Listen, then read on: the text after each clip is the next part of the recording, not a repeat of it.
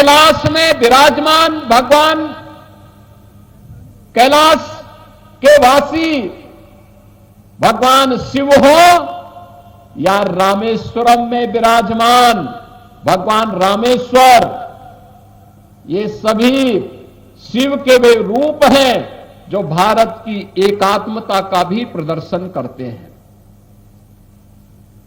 हमारे नाथ संप्रदाय के योगियों ने सनातन धर्म की इन्हीं शिक्षाओं के प्रचार प्रसार के लिए 12 अलग अलग उपपंथों के माध्यम से उसे सर्वसुलभ करने के लिए व्यापक पैमाने पे अपने सिद्धों, अपने योगेश्वरों, अपने योगियों के माध्यम से उसे आम जन तक पहुंचाने के लिए इस कार्यक्रम को अलग अलग कालखंडों में अलग अलग तरीके से पहुंचाने का काम किया।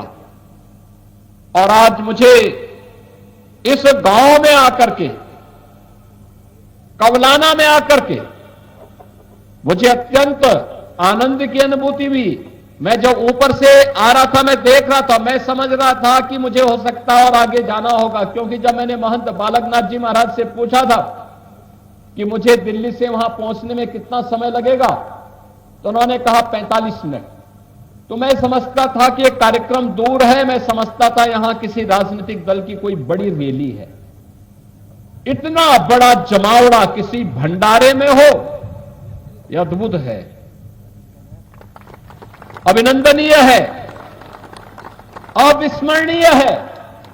आयोजकों को मैं धन्यवाद देता हूं, आप सभी का मैं अभिनंदन करता हूं और पूज्य संतों को नमन करते हुए उनका भी मैं अभिनंदन करता हूं।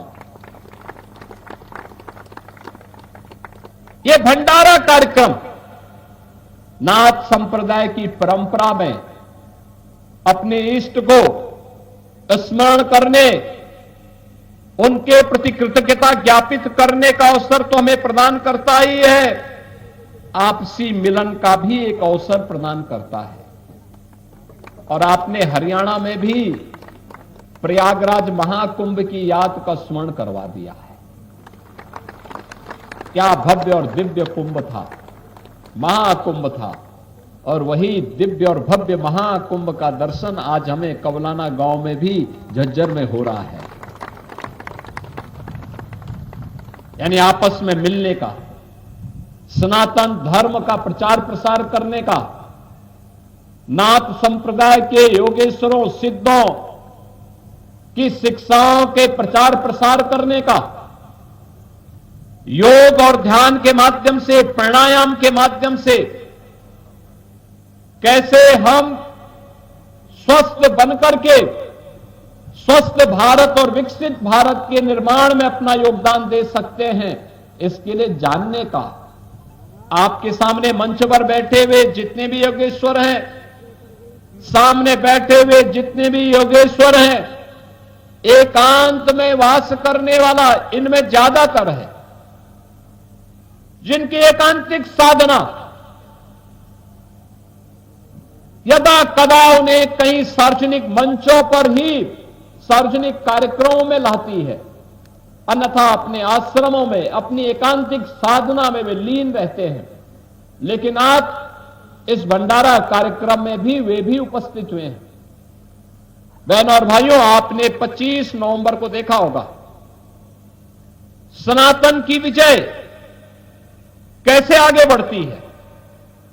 जब हम एक साथ सोचते हैं, एक साथ बोलते हैं, एक साथ चलते हैं, तो उसका परिणाम भी ऐसे ही आता है।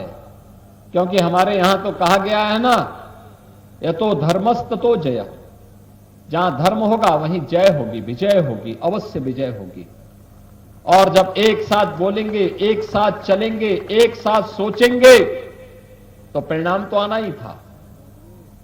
श्री अयोध्या धाम में प्रधानमंत्री जी के कर कमलों से अयोध्या में श्री राम